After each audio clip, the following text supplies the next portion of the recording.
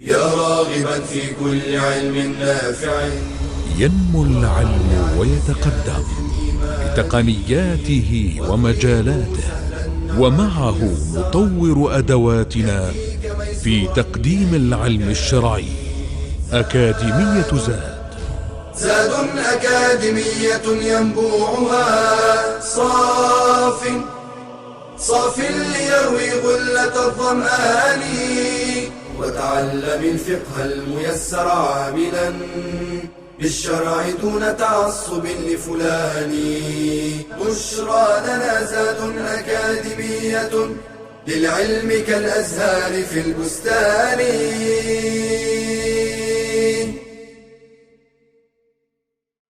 بسم الله الرحمن الرحيم. الحمد لله والصلاة والسلام على رسول الله وآله وصحبه ومن اهتدى بهداه.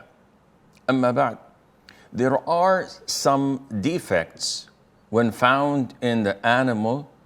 It would render it unacceptable to be sacrificed with.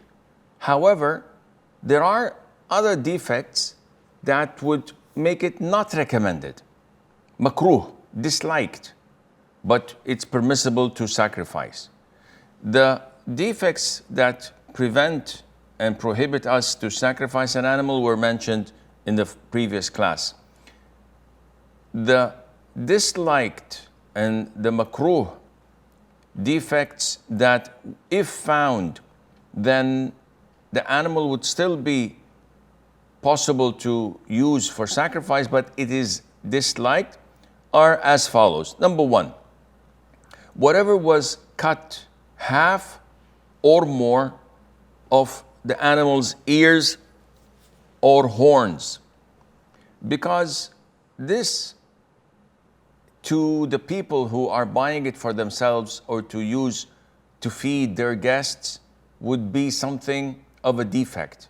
So usually they would pick and choose the best for their guests.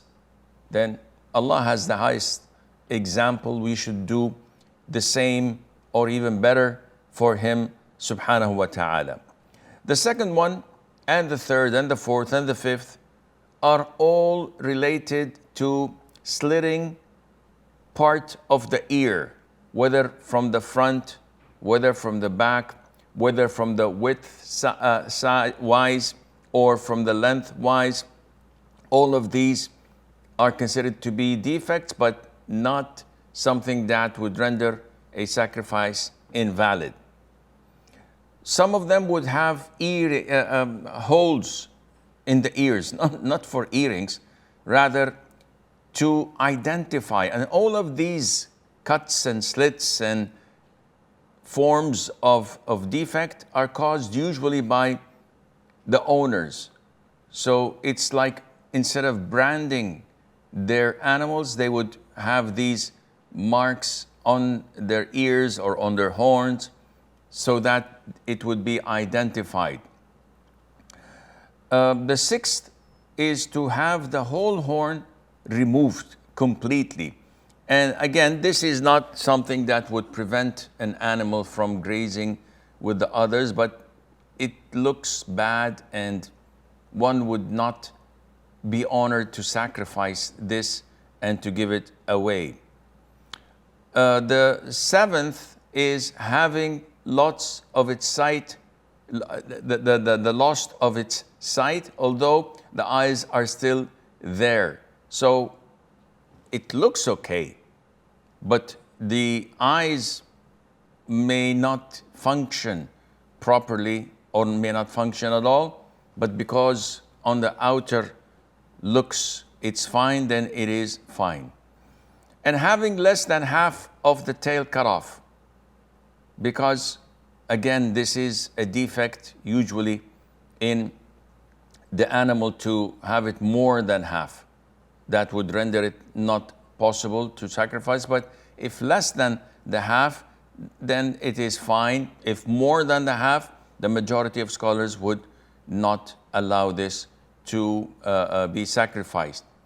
What if the animal by birth, by nature, does not have a tail? This is no problem, and we can use that to sacrifice. Then we have what, number 9, having its penis cut off, and that is a defect. And this is different than being castrated, or as it's used with some animals, neutralized, I think they call it. In some hadiths, the Prophet did sacrifice with such rams, and they say that this is even better for the meat itself. This is different than when its penis is cut off. And number 10, if some of the teeth had fallen. So if it's lost some of the teeth, then this is disliked to be used. But if the teeth were never there by birth in the first place, then there's no problem in that. Mentioned before that the Prophet ﷺ did the slaughtering himself, which means that this is the best thing to do for a person to do the slaughtering himself. If this is not possible, or the person doesn't know how to, or he has a faint heart, a weak heart, then there's no problem in authorizing someone else, like a butcher, a professional person, to do the slaughtering on his behalf. But it is highly recommended that you attend it, that you see it. And it is not permissible to give the butcher some of his fee in return for slaughtering the sacrifice from what he has sacrificed. It's a trend. A lot of the people do this when they sacrifice their ram, and the butcher goes ahead and cut it off in pieces and skin it. The skin itself, a lot of the people don't want it, so they throw it away. Instead, they bargain with the butcher and say, okay, your fee is X amount of dollars or euros or reals, so we will give you this in exchange for that, part of your fee. And the butcher knows that he can sell it for more because he has deals like this, so he's fine with that. Now, this is not permissible because this is a sacrifice. It should all be given for the sake of Allah Azza wa Jal. There are conditions for halal slaughter. So we usually hear this a lot. This is dhabiha. This is halal to eat and consume. Others are not. So what are these conditions? Number 1, it relates and deals with the person doing the slaughtering. So we Muslims cannot eat meat unless it was slaughtered by one of 3: a Muslim, a Jew, or a Christian person. Any other person doing the slaughtering, this is dead meat. We cannot eat it and we cannot consume it. And when it comes to Islamic sacrifice, such as hadi, or udhiyah, or aqiqah, it has to be a Muslim. So the sacrifice of a Jew or a Christian on our behalf is not valid according to the most authentic opinion. The second condition is that relates to the equipment itself. So how is the slaughtering going to take place? It can be slaughtered by anything or any object that is sharp and that can slaughter swiftly and quickly, with the exception of tooth and nails. What is a tooth? Teeth and nails are totally prohibited to be used because these were used by the Abyssinian. In their primitive lands, they used to cut with their sharp nails and maybe use the teeth of animals to slaughter. This is totally prohibited because the Prophet said, alayhi salatu wasalam, what sharp except teeth, the Prophet said, whatever causes the blood to flow, apart from teeth and nails, then eat. Providing, of course, that we mention the name of Allah Azza wa Jal, which will come after a while. Number 3, that you have to get the 2 veins in the neck, they should be cut. And the best also to cut both the esophagus and the trachea.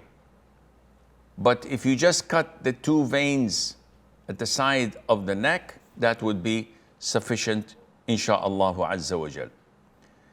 Finally, the 4th condition is that the person slaughtering must mention the name of Allah. He must say Bismillah. And if he adds Bismillah, Allahu Akbar, that's no problem. Because anything that you do not mention the name of Allah upon is not considered to be halal. Allah Azza wa Jal says, and do not eat of that upon which the name of Allah has not been mentioned, for indeed it is a grave disobedience. So this is the thing that people must pay attention to. When should we slaughter the udhiyah? The timing of slaughtering the udhiyah begins after the conclusion, after the finish of udhiyah, of the Eid prayer. So we know that the Imam comes out when the people are waiting, and then he starts with the prayer, not with the khutbah. After he finishes the prayer, the khutbah begins. However, if the person begins to slaughter after he prayed with the Imam, his slaughter is accepted. If he does it before, his slaughtering is just for charity and it's not an udhiyah that is accepted. So the beginning has to be after the Imam finishes his khutbah. But the end of it, it extends for the day of Eid, the whole of it, the first day of Tashriq, the 11th, the 12th, the 13th day of Tashriq ends at sunset. Once the sun sets, the time of Udhiyah is over, as per the hadith of Al-Bara ibn Azib, who stated that the Prophet ﷺ emphasized the fact that the slaughtering should be after the conclusion of the prayer of Eid. And whoever does it before that, then his prayer would not be his udhiyah. I always mix up things with udhiyah and the prayer itself because they're interlinked. فَصَلِّ لِرَبِّكَ وَانْحَرْ. Offer your prayer to Allah Azza wa Jal and offer the sacrifice by slaughtering. So, offering the slaughtering before the conclusion of the prayer would not make it udhiyah, it's just charity meat. Offering it after the Imam finishes his Eid prayer, even if you do it before he concludes the khutbah, there is no problem in that, and that would be valid. هذا والله أعلم ونسبة العلم إليه أسلم وصلى الله وسلم وبارك على عبده ورسوله نبينا محمد. يا راغبا في كل علم نافع ينمو العلم ويتقدم بتقنياته ومجالاته، ومعه نطور أدواتنا في تقديم العلم الشرعي. أكاديمية زاد أكاديمية ينبوعها صاف ليروي غلة الظمآن، وتعلم الفقه الميسر عاملا بالشرع دون تعصب لفلان. بشرى لنا زاد أكاديمية للعلم كالأزهار في البستان.